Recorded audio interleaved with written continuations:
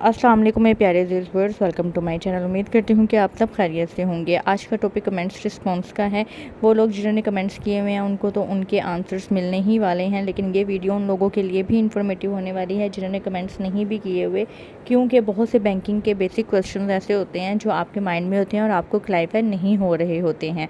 तो बगैर टाइम को ज़ाया किए वीडियो को शुरू करते हैं। अगर आप मेरे चैनल पर न्यू हैं तो जल्दी से चैनल को सब्सक्राइब कर दें ताकि मेरी आने वाली हर इन्फॉर्मेटिव वीडियो आप तक रिसीव हो सके। बैंक अल्फला के रॉयल प्रॉफिट अकाउंट पर फिटनेस मोटिवेशन का है जी क्वेश्चन, क्या ये हलाल प्रॉफिट है? नहीं, है हलाल नहीं है, क्योंकि ये कन्वेंशनल ब्रांच में है, इस्लामिक में नहीं है। जैसे मिज़ान देता है हलाल प्रॉफिट, और इस अकाउंट के लिए जस्ट आईडी कार्ड रिक्वायर्ड होगा या जॉब लेटर भी।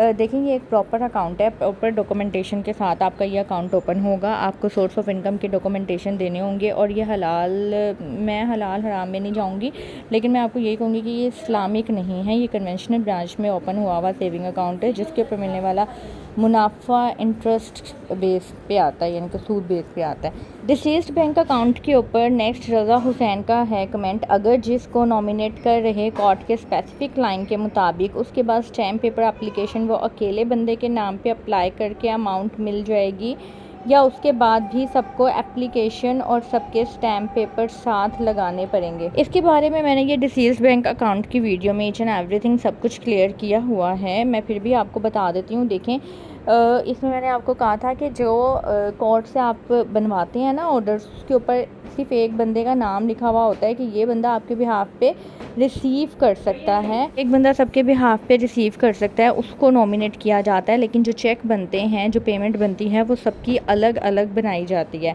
ठीक है। बाकी अगर आपका जिस भी बैंक में अगर कोई डिसीज्ड केस पेंडिंग है या कुछ इस तरह से है, तो आप उसके ऑपरेशन मैनेजर से जाके कंसर्न कर लें, वो आपको और भी क्लियर कर देंगे। नेक्स्ट है जी, ये कोई नाम है सिबली में खान, ये कोई खान साहब है, उनका कोई नाम लिखा हुआ है। उन्होंने कमेंट किया है, एटीएम कार्ड बंद करना हो तो अगर हम ऐप से ब्लॉक कर दें तो क्या एटीएम चार्जेस फिर भी डिडक्ट होंगे या नहीं? आप कहीं से भी एटीएम कार्ड ब्लॉक कर लें, लेकिन उसके चार्जेस जो है ना डिडक्ट होते हैं। मैंने अपनी एटीएम कार्ड ब्लॉकिंग की एक वीडियो बनाई हुई है, उसमें बताया हुआ है कि एक जो है वो आप कार्ड टेम्प्रेरी ब्लॉक करते हैं और एक परमानेंट ब्लॉक करते हैं। टेम्प्रेरी ब्लॉक में तो कार्ड समझें कि आपके चार्जेस होने ही होने हैं, और जब तक आप उस कार्ड को परमानेंट ब्लॉक नहीं करवाएंगे आप अगला कार्ड अप्लाई नहीं कर सकते हैं। तो परमानेंट ब्लॉक कार्ड अगर आपका हुआ है या आपने कर दिया है, तो उसके बाद बैंक ऑफ पंजाब का मैं आपको बता दूं या एचबीएल का बता दूं कि आपको सिस्टम से कार्ड रिमूव करवाना होता है, रिक्वेस्ट दे के कि I don't want to use any debit card further. तो उसमें ये होता है कि वो आपकी रिक्वेस्ट ले लेते हैं, आपके साइन करवा लेते हैं कि कस्टमर ने कार्ड अब यूज़ नहीं करना है, तो वो आपकी कार्ड की एंट्री ही सिस्टम से डिलीट कर देते हैं। लेकिन अगर आपने कार्ड सिर्फ मुकम्मल तौर पर बंद करवाया है, लेकिन उसको ब्रांच में विज़िट करके अपने कार्ड की एंट्री को डिलीट नहीं करवाया है, या कार्ड की को बिल्कुल यूज़ ना करने की रिक्वेस्ट नहीं दी है, तो फिर आपको हर साल हो सकता है कि चार्जेस हिट हों। क्योंकि एचबीएल में भी मैंने बहुत सी कंप्लेंट्स इस तरह की फेस की हुई हैं कि कार्ड मुकम्मल तौर पर बंद होने के बाद भी कस्टमर को चार्जेस हिट होते रहते हैं। बीओपी में भी इस तरह के केसेस थे। तो आपको सिस्टम से एंट्री डिलीट करवानी होती है अगर आपने एटीएम कार्ड को मज़ीद यूज़ नहीं करना है। नेक्स्ट है जी, सेविंग अकाउंट के ऊपर कार्ड डिडक्शन से बचने के लिए जो आप सीधी 50 फॉर्म जमा करवाते हैं, उसके ऊपर ये एक यूज़र हैं, इन्होंने कमेंट किया हुआ है कि जॉइंट अकाउंट में क्या 2 फॉर्म जमा करवाने होंगे?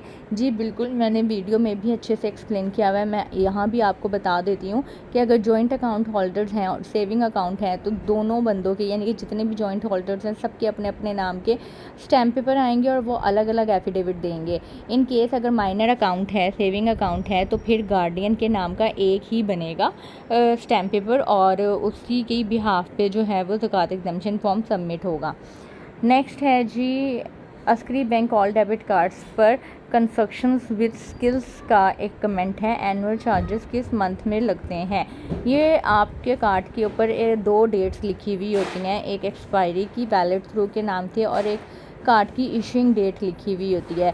तो जो इशू डेट लिखी हुई होती है उसमें डेट नहीं लिखी हुई होती, मंथ और ईयर लिखा हुआ होता है। तो जिस मंथ से कार्ड आपका इशू होता है नेक्स्ट ईयर उसी मंथ में कार्ड की आपकी फ़ीस कट होती है। फॉर एग्ज़ाम्पल, अगर आपने फ़ेब 2024 में कार्ड इशू करवाया है और कार्ड आपका बन के आ गया है और उसके ऊपर कार्ड की इशू डेट भी फ़ेब 24 की है, तो नेक्स्ट ईयर फ़ेब 25 में आपके चार्जेस हिट होंगे।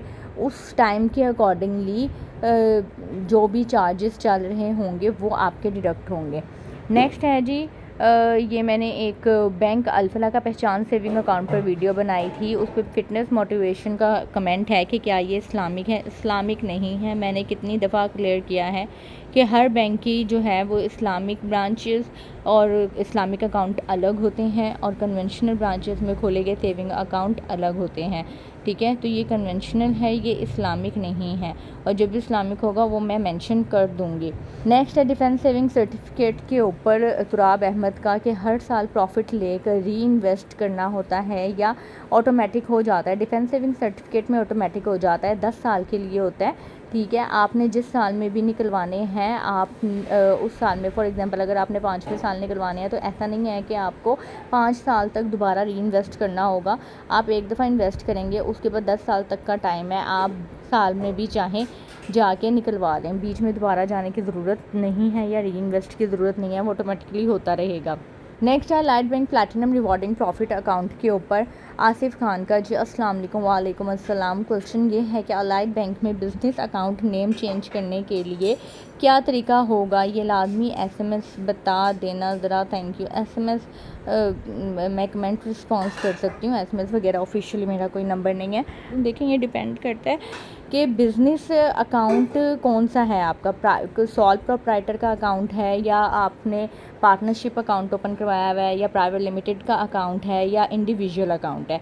अगर तो इंडिविजुअल अकाउंट है और किसी भी रीज़न की वजह से आप अपने अकाउंट का टाइटल अपडेट करवाना चाहते हैं, यानी कि आपके नेम से कोई अकाउंट है, किसी भी रीज़न की वजह से आपने अपना नाम चेंज करवाया है, अब आपके आईडी कार्ड में नाम तब्दील हो गया है, ये वैसे इशू ज़्यादातर फीमेल्स को आते हैं जो कि शादी के बाद अपना नाम जो है वो सरनेम चेंज करवा लेती हैं।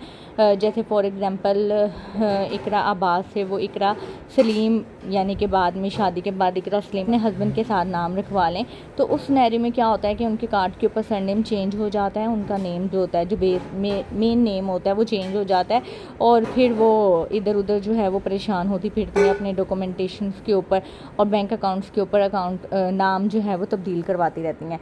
एनी हाउ, अगर आपने इस तरह का कोई स्पेसिफिक रीज़न है तो आप अपना आईडी कार्ड दिखा के अपना नाम चेंज करवा सकते हैं, अकाउंट का टाइटल अपडेट हो जाता है। और अगर आपका बिज़नेस अकाउंट है तो बिज़नेस अकाउंट में अगर तो सॉल प्रोप्राइटर का अकाउंट है तो उसमें माइट भी के हो सकता है, लेकिन अगर प्राइवेट लिमिटेड या पार्टनरशिप का अकाउंट है तो उसके लिए आपको प्रॉपर डीड चेंज करनी होती है। जैसे फॉर एग्जांपल पार्टनरशिप अगर अकाउंट है तो सारे पार्टनर्स की कंसेंट के बाद ही आप उसको तब्दील करवा सकते हैं। प्राइवेट लिमिटेड कंपनीज के अकाउंट हैं तो उसके लिए जब तक आपकी SCCP की अप्रूवल नहीं होती, फॉर्म 29 चेंज नहीं होता, वहाँ पे अमेंडमेंट नहीं होती सारे डायरेक्टर्स के साथ, तो आप तब्दील नहीं करवा सकते।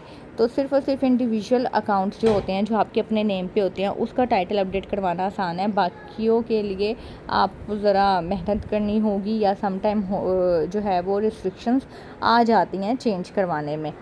तुराब अहमद क्या है कि which is best, Al Habib monthly saver और this one, Alfalah royal profit account और Al Habib monthly saver account. देखें, रॉयल प्रॉफिट अकाउंट, इन दोनों अकाउंट्स में आपने अपनी रिक्वायरमेंट देखनी है कि दोनों में से किस में आपकी रिक्वायरमेंट जो है वो पूरी हो रही है। अगर आपको प्रॉफिट ज़्यादा चाहिए तो मंथली सेवर अकाउंट में देखेंगे क्या उसमें प्रॉफिट ज़्यादा है या फिर रॉयल प्रॉफिट अकाउंट में प्रॉफिट ज़्यादा है। ठीक है, इसके अलावा आप फ्री सर्विसेज देखें कि उसमें ज़्यादा मिल रही हैं या इसमें, तो आप कंपैरिजन किया करें कि आपकी रिक्वायरमेंट क्या है, आपकी नीड्स क्या हैं, ताकि उसके अकॉर्डिंगली ही आप उसकी सिलेक्शन कर सकें। नेशनल बैंक सेविंग अकाउंट की डिटेल पर अख्तर जहान का एक आया हुआ है कि in death case joint account open करें। इनके मुझे क्वेश्चन जो है वो क्लियर नहीं हो पाया था कि ये क्या बेसिकली पूछना चाह रहे हैं, लेकिन अगर जॉइंट अकाउंट है और उसके डेथ केस के बारे में पूछना चाह रहे हैं, तो उसमें मैं आपको बता देती हूँ कि फॉर एग्जांपल अगर 2 लोगों ने जॉइंट अकाउंट ओपन करवाया हुआ है और उसमें से एक जॉइंट होल्डर जो है वो उसकी डेथ हो गई है तो उस सिनेरियो में क्या पैसे आपको मिल सकते हैं, यानी कि सेकंड जॉइंट होल्डर को मिल सकते हैं या नहीं। अगर जॉइंट अकाउंट में से किसी एक बंदे की डेथ हो जाती है तो दूसरा बंदा उस सिनेरियो में पैसे निकलवा सकता है या नहीं, ये डिपेंड करता है आपकी ऑपरेशन इंस्ट्रक्शंस पे कि आपकी ट्रांजैक्शंस के लिए, अकाउंट की ट्रांजैक्शंस के लिए ऑपरेशन इंस्ट्रक्शन क्या मार्क हुई हुई है। यानी कि फॉर एग्जांपल अगर आप ऑपरेशन इंस्ट्रक्शंस बेसिकली क्या होती है कि आपने सिंगल अकाउंट को यूज़ करना है, बोथ या ऑल की जो है वो इंस्ट्रक्शंस होती हैं, यानी कि सारे जितने भी जॉइंट होल्डर्स हैं वो जब तक चेक के ऊपर साइन नहीं करेंगे तो आपका चेक पास नहीं होगा। एक होती है इधर सर्वाइवर की, उसमें क्या होता है कि जितने भी जॉइंट होल्डर्स हैं उसमें से कोई भी एक बंदा साइन करके चेक पास करवा सकता है। इसके अलावा एक ऑप्शन आती है अदर्स की, यानी कि अगर आपने कोई स्पेसिफिक इंस्ट्रक्शन देनी है कि सिर्फ ये बंदा, जैसे फॉर एग्जांपल 4 बंदों का जॉइंट अकाउंट है और उसमें से सिर्फ एक बंदा जो है वो अकाउंट चेक के ऊपर साइन करके चेक पास करवा सकता है, तो अगर कोई स्पेशल इंस्ट्रक्शंस देनी है तो वो अदर्स में आती है। अब इस सारे सिनेरियो में मैं आपको बता देती हूँ कि अगर तो इधर सर्वाइवर की ऑप्शन है तो फिर आप इस अकाउंट में से सारे पैसे निकलवा सकते हैं बगैर किसी डॉक्यूमेंटेशन के। लेकिन अगर आपकी बोथ या ऑल की इंस्ट्रक्शंस लगी हुई है कि सारे जब तक चेक साइन नहीं करेंगे तो आपका चेक पास नहीं होगा, उस सिनेरियो में फिर आपको डिसीज़ केस का सारा प्रोसीजर पूरा करना होगा। ठीक है, करती हूँ कि आपको आपके सारे कमेंट्स के रिस्पांस मिल गए होंगे और वीडियो आपको पसंद आई होगी। अगर आपने वीडियो को यहाँ तक देखा है तो चैनल को सब्सक्राइब लाजमी कर दीजिएगा अगर आपने अभी तक नहीं किया है तो।